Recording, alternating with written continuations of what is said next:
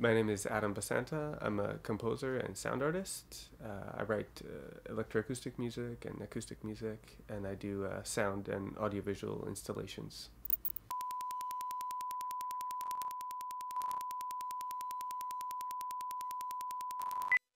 I started playing guitar as a teenager, and I played in rock and jazz bands, and I made experimental music in my parents' basement with a 4-track and then later a computer, and did a lot of experiments, but I thought it was just kind of music for the basement. It didn't really leave, and then I went to Simon Fraser University in Vancouver and studied music composition, and I kind of discovered that there's a whole world of people doing these sort of very weird sounds that I thought I was just making in my basement. So I've been doing that seriously ever since, probably 2007, and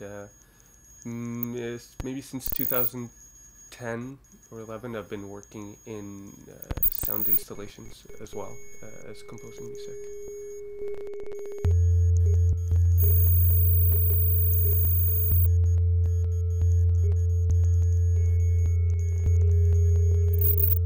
I try to do something a little bit different with each piece, like to maintain some continuity to what I've done before, but also to challenge myself into something different and difficult that I haven't done before.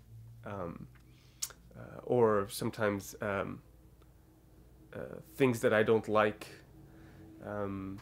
I start becoming very interested in them. Why don't I like this? Why do I find this troubling? And so I start working on things that I don't really like in terms of genre or aesthetics, and kind of try to do my own version of it that I would like. So that's one thing that's changed for sure since then.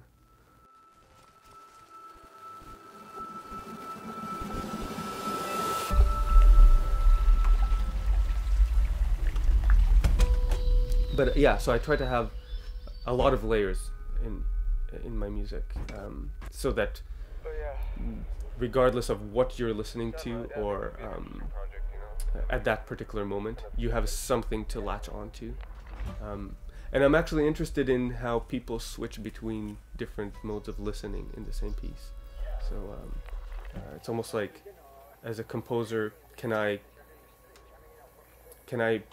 trick somebody into listening just to sound, just to the sonic material, and then all of a sudden just move their head and make them listen in a very different way that to text or to recognizable material.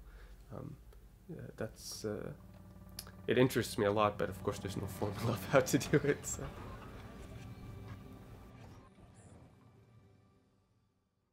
The more recent pieces on the album, they deal a lot with ideas of memory and recording, and it's a very interesting process, I think, when you're working in recording sounds from the environment where you live or somewhere that you go, and you're spending time recording, and sometimes you want to be invisible as the recordist, sometimes you want to be in the recording, which is also very interesting, and then you go back later in time and you're editing the material and working with it, and months go by, and then you start composing with it, and even more months go by, and you're always relating to this original act of recording.